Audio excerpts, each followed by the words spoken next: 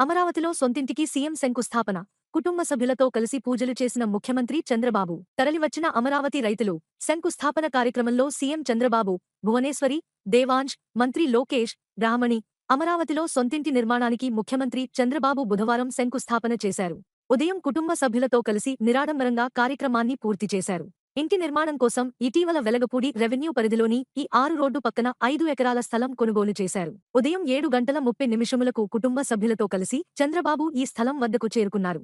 నైరుతి దిక్కున ప్రత్యేకంగా వేసిన పందిరి కింద మంగళవాద్యాలు మంత్రోచ్చారణల మధ్య శాస్త్రోక్తంగా కార్యక్రమం నిర్వహించారు. చంద్రబాబు, భువనేశ్వరి, దేవాంశ్లు ముందు వరుసలో కూర్చొని పూజలు చేశారు. వీరి వెనుక మంత్రి లోకేష్, బ్రాహ్మణి కూర్చున్నారు. పూజ అనంతరం ముహూర్త సమయం 8:51 శంకుస్థాపన చేశారు. చంద్రబాబు కుటుంబానికి స్థలం విక్రయించిన వెలగపూడి గ్రామానికి చెందిన సాంబశివరావు శాంతకుమారి, గీతా శాంతికిరణ్ కార్యక్రమానికి హాజరయ్యారు. ముఖ్యమంత్రి కుటుంబ సభ్యులకు నూతన వస్త్రాలు అందజేశారు. అనంతరం కుటుంబ సభ్యులతో కలిసి చంద్రబాబు స్థలంలో కలియతిరిగారు. ఇంటి ప్లాన్ను లోకేష్ వివరించారు. అక్కడున్న ఇంజనీర్లు, కార్మికులను పలకరించారు. అమరావతిలో ఇంటి నిర్మాణానికి ముఖ్యమంత్రి చంద్రబాబు భూమి పూజ చేయడం ప్రపంచస్థాయి రాజధానిగా అమరావతిని మార్చడానికి తమకున్న నిబద్ధతకు ప్రతీక అని మంత్రి నారా లోకేష్ తెలిపారు.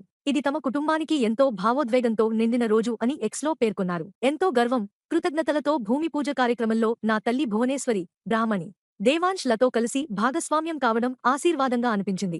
రాష్ట్ర భవిష్యత్తు కోసం చంద్రబాబు కన్న కలలు సాకారం కానున్నాయి. కోట్ల మంది ప్రజల కలలకు జవసత్వాలు ఇచ్చే ఘట్టం ఇది అని లోకేష్ పేర్కొన్నారు. రాజధాని ప్రజల సంతోషం.